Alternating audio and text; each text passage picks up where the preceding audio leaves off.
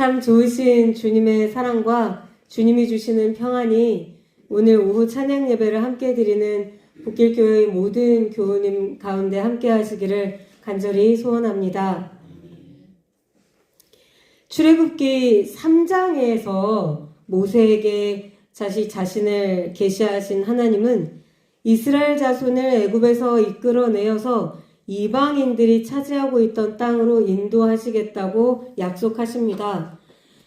그렇다면 우리가 지금 3장과 4장의 말씀을 쭉 보고 있는데 하나님이 이스라엘 자손을 애굽에서 이끌어내시는 이유와 그 목적은 무엇일까요? 단순히 이스라엘 자손의 고통이 너무 심해서 그들이 불쌍해서만이었을까요? 성경은 하나님이 이스라엘 자손을 구원하시는 목적과 이유가 따로 있다고 분명하게 기록하고 있습니다. 출애굽기 3장 12절에는 이런 말씀이 나옵니다. 하나님이 이르시되 내가 반드시 너와 함께 있으리라. 내가 그 백성을 애굽에서 인도하여 낸 후에 너희가 이 산에서 하나님을 섬기리니 이것이 내가 너를 보낸 증거니라. 여기서 하나님을 섬기다고 번역된 말의 히브리어 원문을 찾아보면 일하다, 봉사하다 이런 의미가 강하게 들어 있습니다. 섬기다라는 말과 크게 다르지 않습니다. 그런데 이때 하는 일, 이 일은 자발적으로 내가 좋아하는 일, 내가 즐거운 일을 한다는 뜻이 아닙니다. 여기서 일하다, 섬기다는 뜻은 무슨 뜻이냐면 노예의 신분이 되어서 누군가에게 예속되어서 강제로 일을 한다는 뜻입니다. 자기를 노예로 삼은 사람, 종으로 삼은 사람이 시키는 일을 강제로 하게 된다는 뜻입니다. 예를 들어 출애굽기 1장 13절에 보면 이런 구절이 나옵니다. 바로가 이스라엘 자손의 번성을 막기 위하여서 어떻게 했냐면 이스라엘 자손에게 이 일을 엄하게 시켰다. 이런 구절이 나옵니다. 그런데 이때 여기서 나오는 이 일하게 했다, 엄하게 일하게 했다 하는 이 말이 하나님을 섬기다고 할 때와 같은 단어입니다. 즉 하나님은 애굽에서 바로를 위하여 바로에게 노예로 예속돼서 강제 노동을 하던 이스라엘 자손을 끌어내어서 이제는 하나님을 위해서 일하는 백성, 하나님께서 시키는 일을 하는 백성으로 세우려고 하시는 것입니다. 출애굽 후에 이스라엘 자손은 이제 자유를 얻게 됩니다. 그러나 그 자유는 자기를 위하여 자신의 뜻대로 자기 만족을 위해 살 수 있는 자유가 아닙니다. 하나님이 원하시는 일, 하나님을 기쁘시게 하는 일을 하며 하나님 안에서 기쁨과 보람과 행복을 찾을 자유입니다. 하나님을 섬기는 일은 이처럼 이스라엘에게 주어지는 가장 큰 의무가 될 것입니다. 그렇다면 이제 이스라엘 자손은 출애굽한 후에 하나님을 어떻게 섬겨야 합니까? 출애굽기 3장 18절입니다. 그들이 내 말을 들으리니 너는 그들의 장로들과 함께 애굽 왕에게 이르기를 히브리 사람의 하나님 여호와께서 우리에게 임하셨은즉 우리가 우리 하나님 여호와께 제사를 드리려 하오니 사흘길쯤 광야로 가도록 허락하소서 하라. 하나님께서 이렇게 명령을 하셨습니다. 그렇습니다. 이스라엘이 하나님을 섬기는 방법은 바로 하나님께 제사를 드리는 것입니다. 하나님께 번제를 드리고 자기들의 삶이 하나님께 올리는 제사를 중심으로 돌아가도록 하는 일이 이스라엘 자손이 하나님을 섬기는 방법이요 하나님께 기쁨을 드리는 길입니다. 이렇듯 이 출애굽기에 제시되는 제사, 하나님을 섬기는 방법으로 나와 있는 이 제사가 오늘날 우리가 하는 행위로 치자면 바로 하나님께 드리는 예배가 되겠습니다. 하나님의 말씀을 선포하고 그 말씀에 아멘으로 화답하고 믿는 회중이 함께 모여 하나님께 찬양을 올리는 예배는 그리스도인의 삶의 중심에 있어야만 합니다. 하나님이 이스라엘 자손을 애굽에서 끌어내셨듯 우리 역시 죄악된 세상에서 예수 그리스도의 죽으심과 부활을 통하여 구원받았습니다. 죄로부터 자유로워진 우리는 이제 죄의 종이 아니라 하나님의 종이 됩니다. 죄의 종으로 사는 삶이 우리를 피폐하게 하고 종국에는 죽음에 이르도록 만든다면 하나님의 종으로 사는 삶은 우리에게 참된 기쁨과 소망과 자유와 이어서 영원한 생명을 줍니다.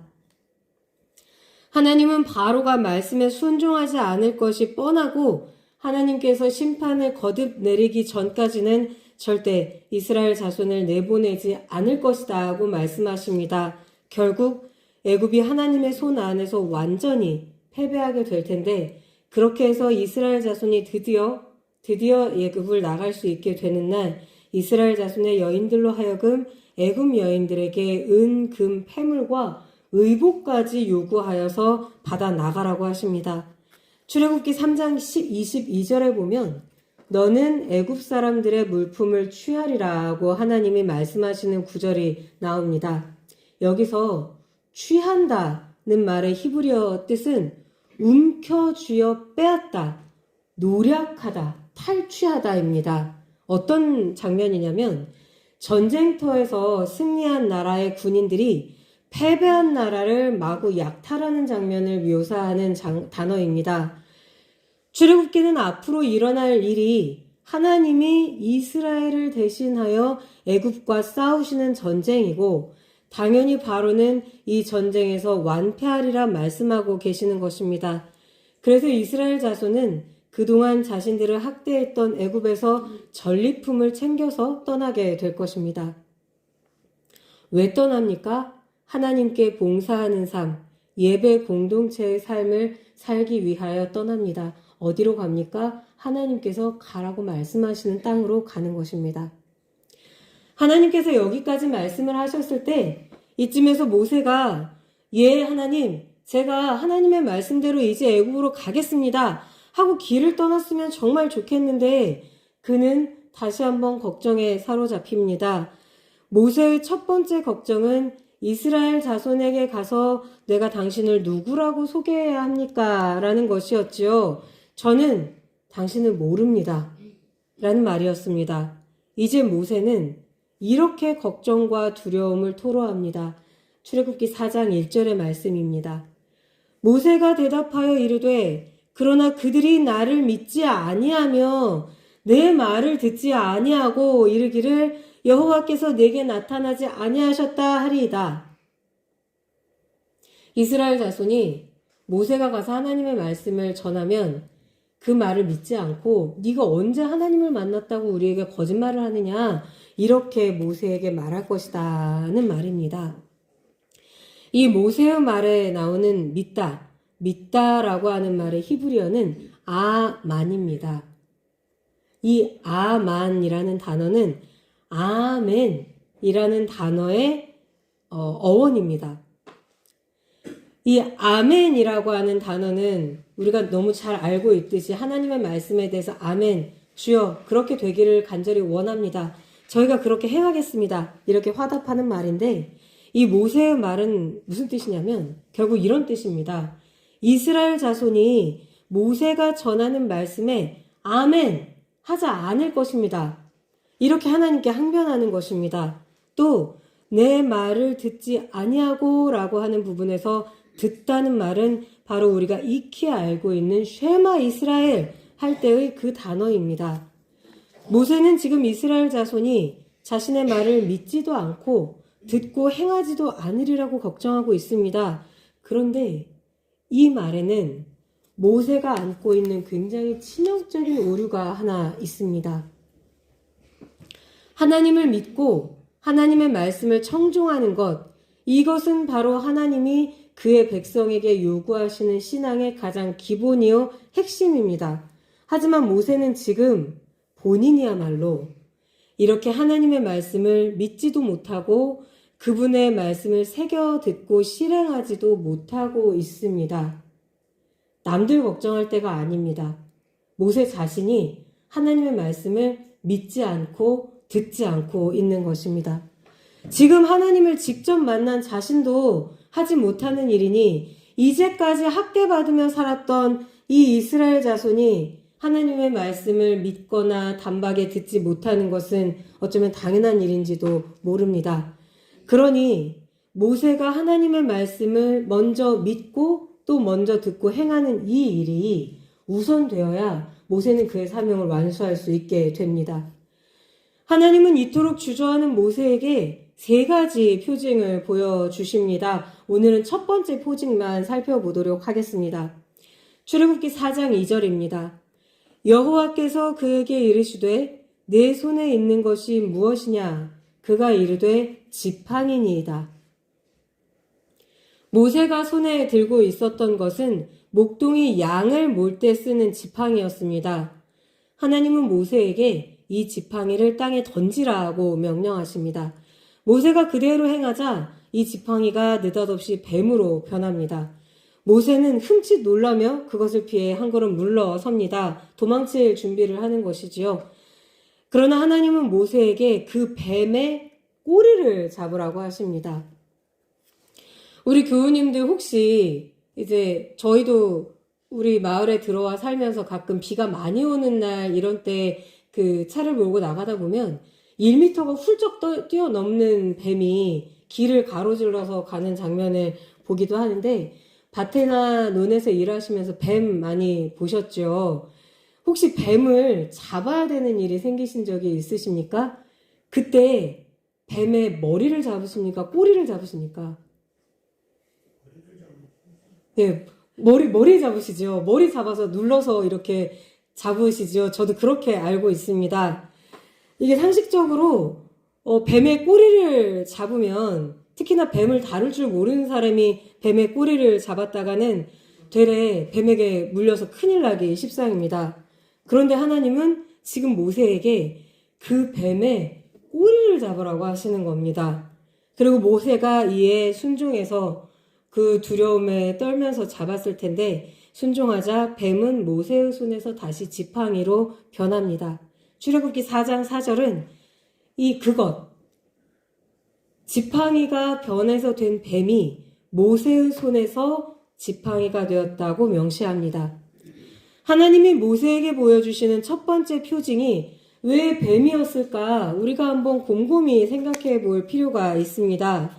히브리어에서 뱀이라는 단어는 동사로도 사용이 됩니다.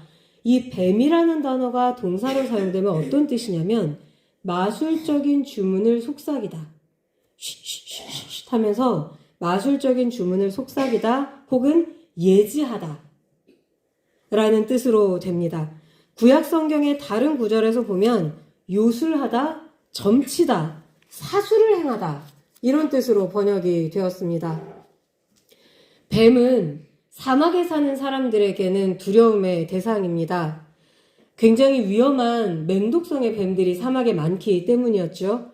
그런데 여기에 더불어서 이 뱀은 바로 파라오가 쓰는 왕관에 박혀있는 형상입니다. 파라오가 쓰는 왕관에는 뱀의 형상이 박혀 있습니다.